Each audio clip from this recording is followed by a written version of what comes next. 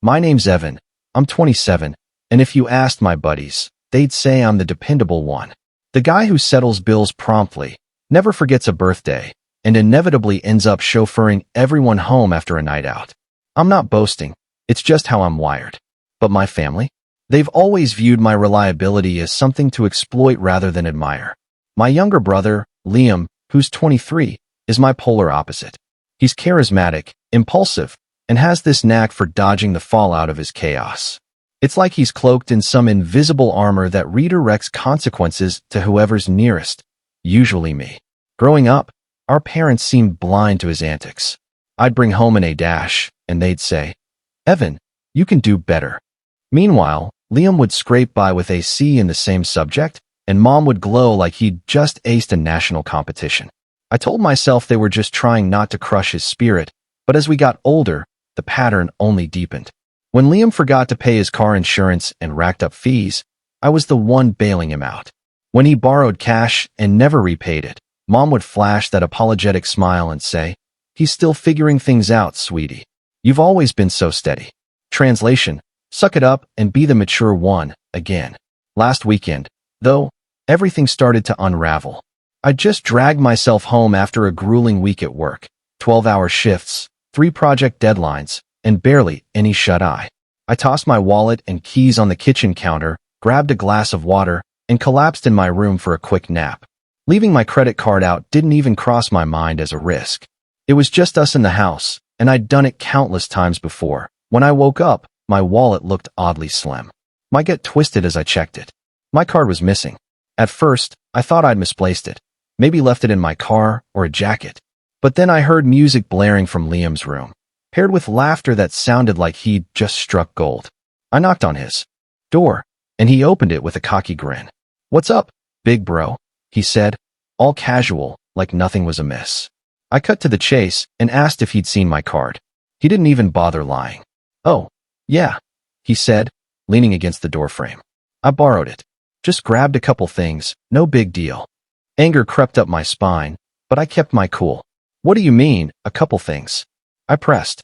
That's when he whipped out his phone, scrolling through photos with pride, designer clothes, sneakers, a flashy watch, even screenshots of plane tickets to Miami.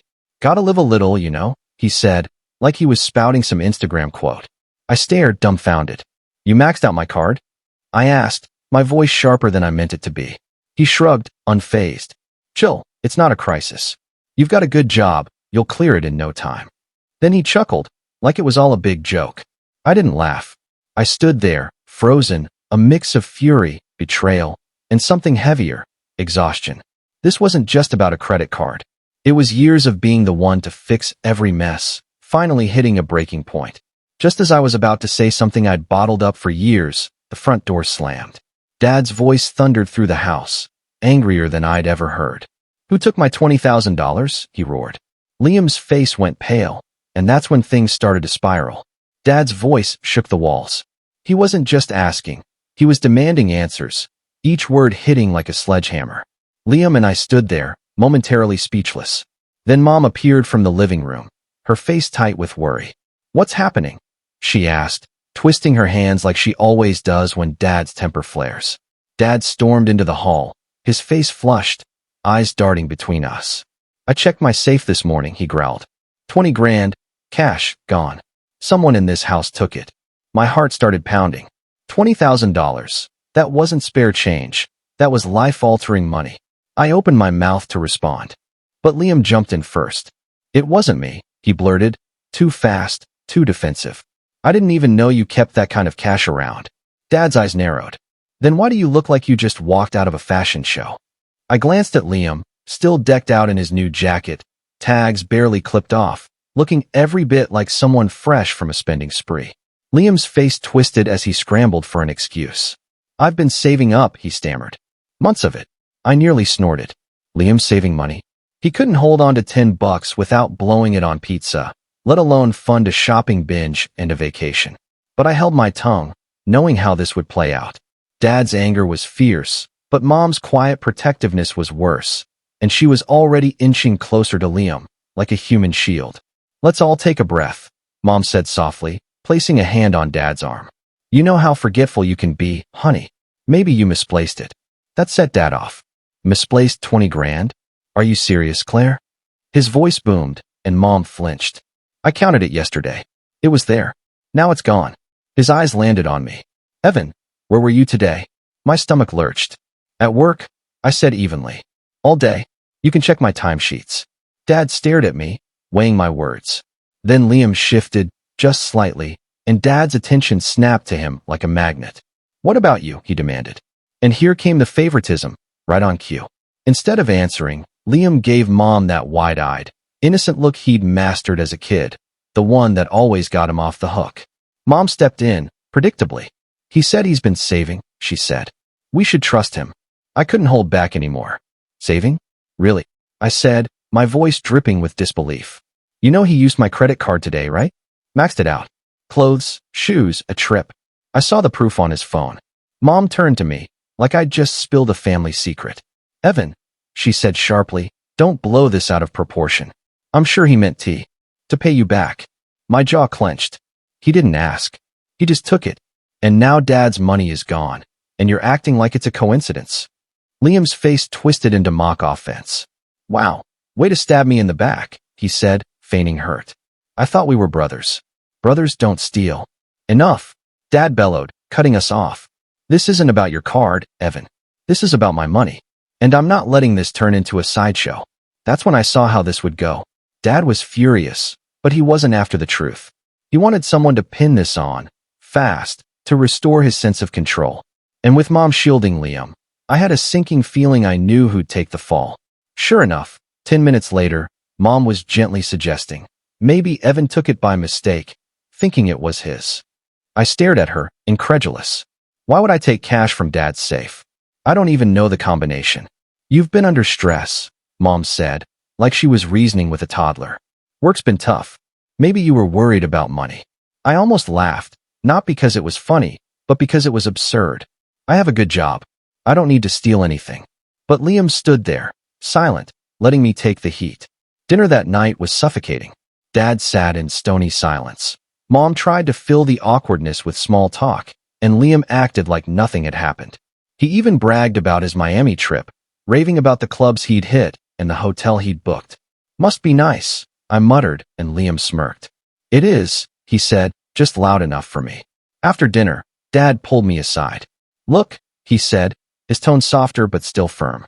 I don't want this ripping us apart. If you took the money, just admit it. We'll figure it out. I stared at him, stunned. You really think I did it?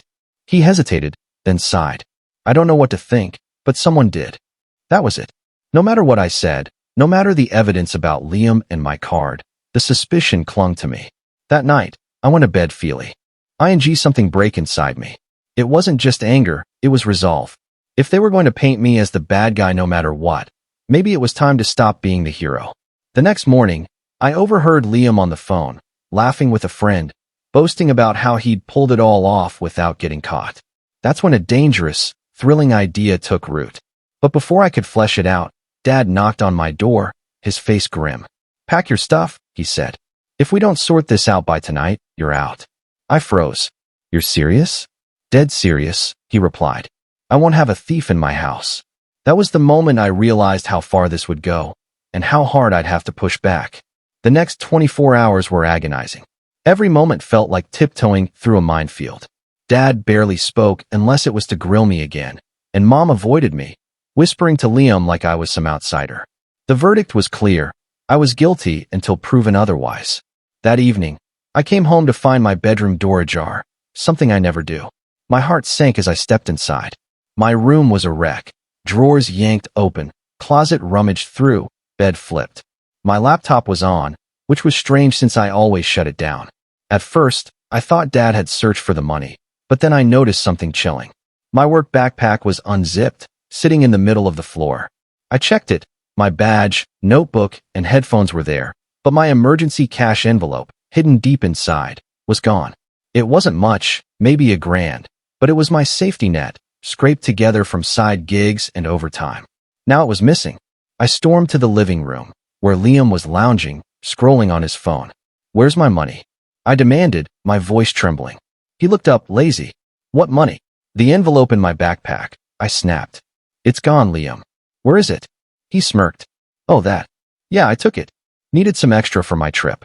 Don't worry, I left you a little something. I marched back to my room, tore open the backpack, and found a crumpled $5 bill at the bottom. He'd wiped me out, my entire safety net, and acted like leaving me $5 was a favor. Something snapped. Are you kidding me? I yelled, storming back. You broke into my room, stole my savings, and think this is fine? Liam didn't flinch. Relax, man. You'd have spent it eventually. I just sped things up. Mom appeared from the kitchen, already looking like I was the problem. What's going on? She asked, exasperated. He stole from me, I said, pointing at Liam. Again. My emergency fund, gone.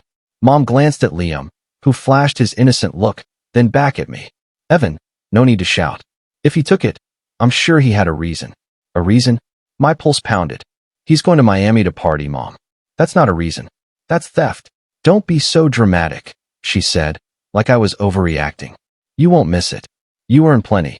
Liam doesn't have your opportunities. I nearly laughed. He doesn't have opportunities because he squanders every one he gets. I worked for that money. Late nights, skipped plans, saving every cent. And you're saying it's okay for him to take it because he wanted to. Stop yelling at your mother. Dad's voice thundered from the hall. He stepped into the room, glaring.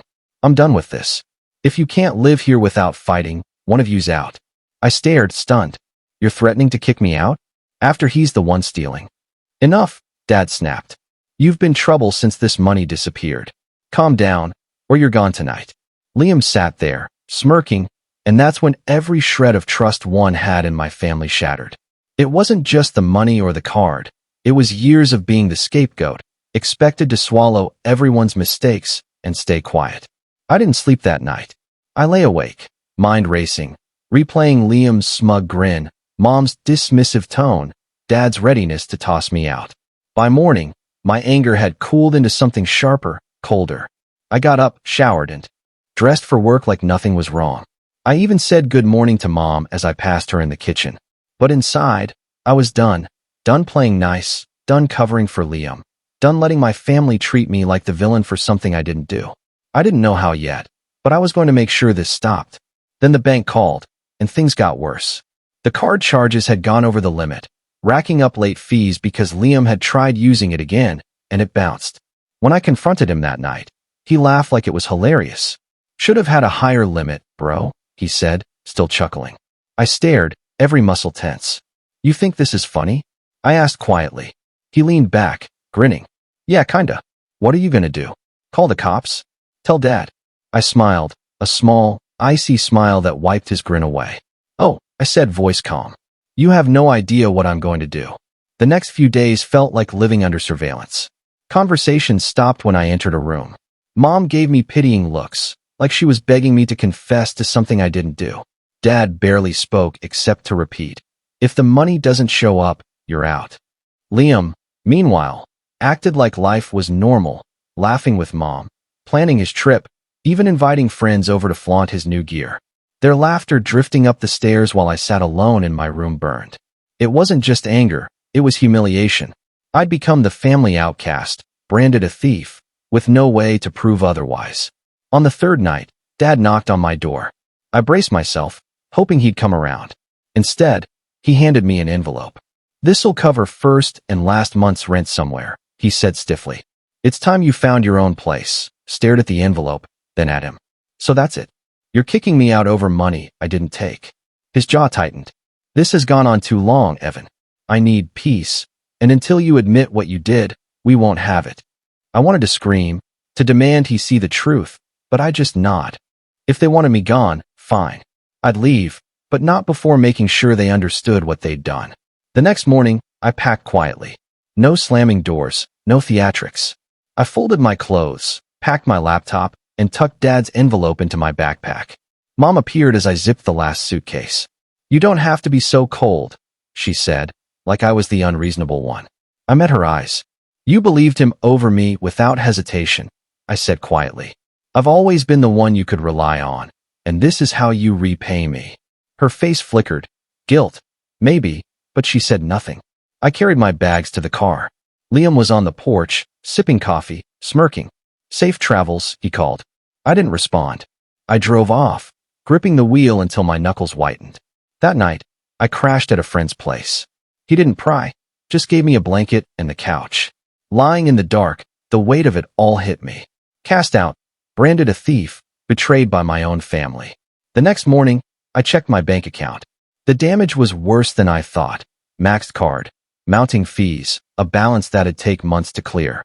Sitting in the parking lot, I hit rock bottom. Not just the money or being kicked out, but the loss of my identity as the reliable one. My family didn't trust me, my finances were wrecked, and I had nowhere to go but up. That's when clarity kicked in.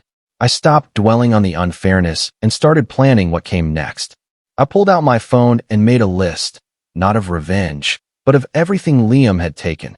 The card charges, my cash, the laptop he borrowed months ago, the tools he sold from the garage. Then another list. Every time my parents blamed me for his mistakes, covered for him, told me to be the bigger person.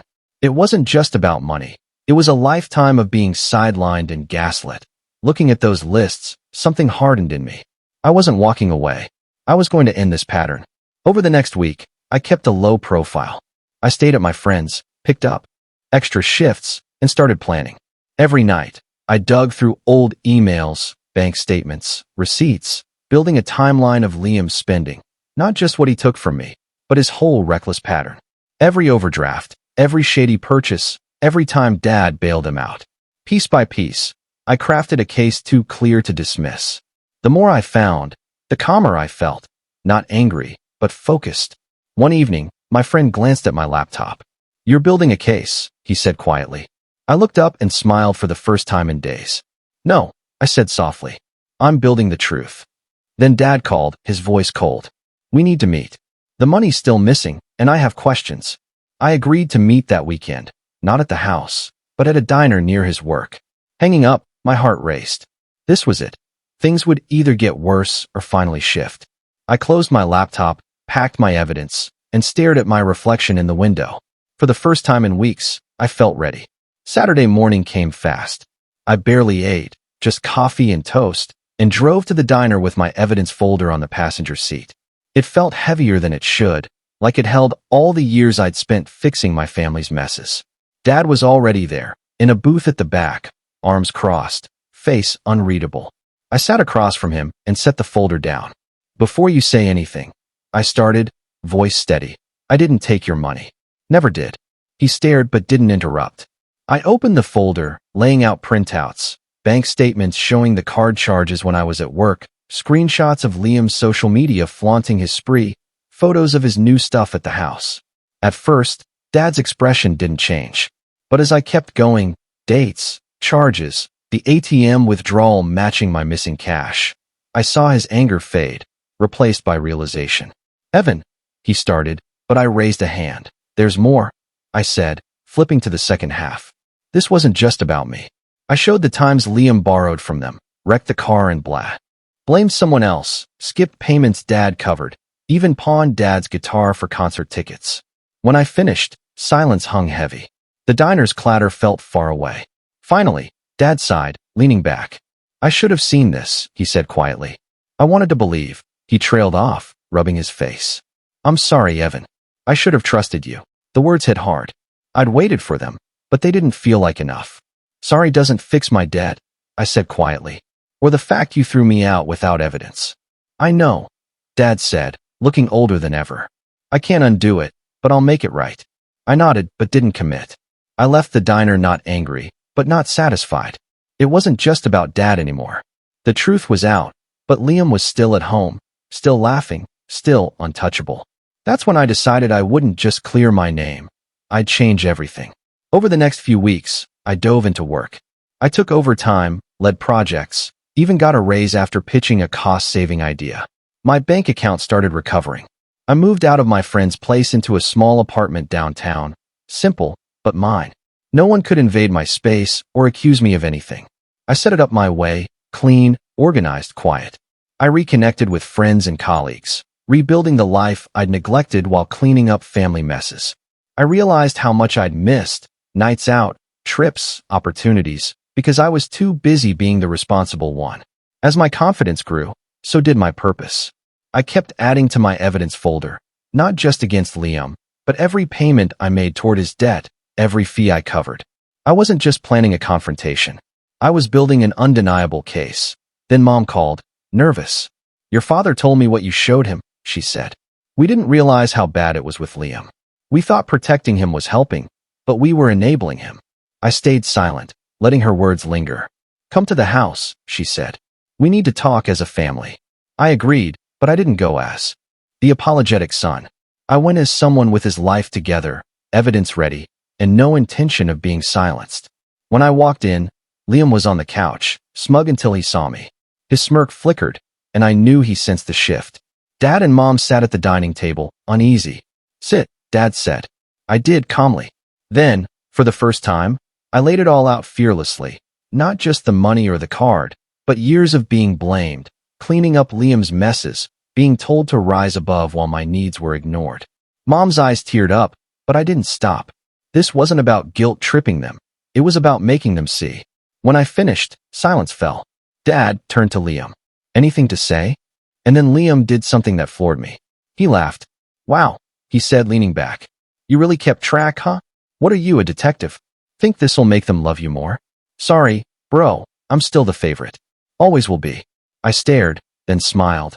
A slow, cold smile that shook his confidence. Because in that moment, I realized he wasn't scared yet. But he would be.